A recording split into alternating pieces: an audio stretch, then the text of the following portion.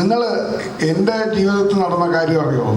നിങ്ങൾ ഇത്രയും നേരം ജോജുവിനോട് തമിഴ് സിനിമയിൽ അഭിനയിച്ച കാര്യങ്ങളൊക്കെ ചോദിച്ചുകൊണ്ടിരുന്നു. ഞാൻ വേട്ടയിൽ അഭിനയിച്ച കാര്യം നിങ്ങൾ അറിഞ്ഞോ? ഞാൻ രജനീകാന്തിനോടൊപ്പവും അമിതാഭ് ബച്ചനോടൊപ്പവും ഞാൻ അഭിനയിച്ചു. എനിക്ക് മുമ്പേ വരെ ടിക്കറ്റ് തന്നു. ഞാൻ സത്യസന്ധമായിട്ട് പറയുകയാണ്, തുറന്ന പുസ്തകം പോലെ പറയുകയാണ്. എനിക്ക് ₹1 ശമ്പളം കിട്ടിയില്ല. 5 സ്റ്റാർ ഹോട്ടലിലെ താമസം തന്നു.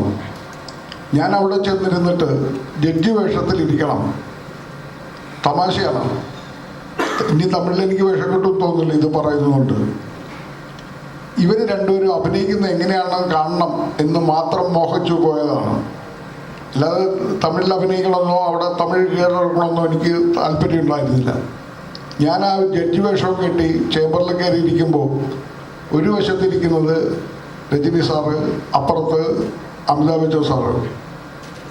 അപ്പോൾ ഒരാളുടെ പെർഫോമൻസ് ഞാൻ കാണുകയാണ്. എനിക്ക് എൻ്റെ ഷോട്ടില്ല, എനിക്ക് ഇവരുടെ പെർഫോമൻസ് ഒന്ന് നേരിട്ട് കാണണം. ഈ രജനി സാറൊക്കെ പണ്ട് ഞാൻ പ്രീ ഡിഗ്രി പഠിക്കുന്ന കാലത്ത് ഒരു സിനിമയിൽ കണ്ടിട്ടുണ്ട്. ഈ പറന്നു പോകുന്ന ഹെലികോപ്റ്ററൊക്കെ ഇങ്ങനെ കയറൊക്കെ ഈ ചുണ്ടുകൊണ്ട് കടിച്ചു പിടിച്ച് പല്ലുകൊണ്ട് കടിച്ചു പിടിച്ച് നിർത്തുന്നതൊക്കെ. അപ്പോൾ ഇയാൾ എങ്ങനെയാണ് പെർഫോം ചെയ്യുന്നതെന്ന് കാണണമെന്ന് തോന്നിയിട്ടാണ് ഞാൻ ആ സിനിമയ്ക്ക് ഡേറ്റ് കൊടുത്തത്. ഒറ്റ ദിവസം ഒരു ഷൂട്ടുള്ളൂ. അപ്പോൾ ഇദ്ദേഹം പെർഫോം ചെയ്തു.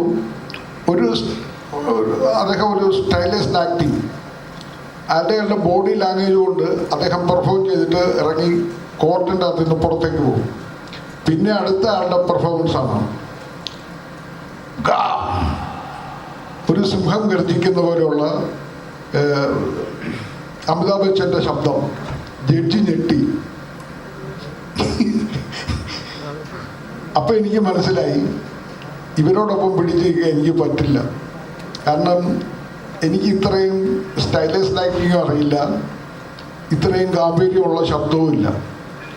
നമ്മളിങ്ങനെ ഈ ദിലീഷ് പോത്തൻ്റെ കൂടെയും ശരണിൻ്റെ കൂടെയും രാജീവ് രവിയോടൊക്കെ മര്യാദയ്ക്ക് അഭിനയിച്ച് നടന്നാൽ മതി. ഇവർക്ക് രണ്ടുപേർക്കും അഭിനയം അറിഞ്ഞുകൂടാന്നുള്ള കാര്യം അപ്പോഴാണ് എനിക്ക് മനസ്സിലായത്. ഇത് നിങ്ങൾക്ക് നാളെ നല്ല വാർത്തയാണ്. എന്താ അപ്പനില് മോശമാണോ? ഇത് ചതുരത്തിൽ മോശമാണോ? നിങ്ങൾ നാരായണൻ്റെ മക്കളെ കണ്ടു നോക്കൂ.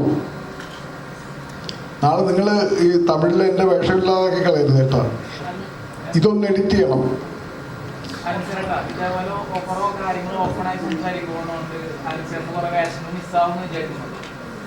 എനിക്ക് കിട്ടേണ്ട എനിക്ക് കിട്ടും. ഞാൻ ചോദിച്ചു വാങ്ങിക്കേണ്ടത് ചോദിക്കും. ആ പണി കിട്ടേണ്ടോ പണി കിട്ടും.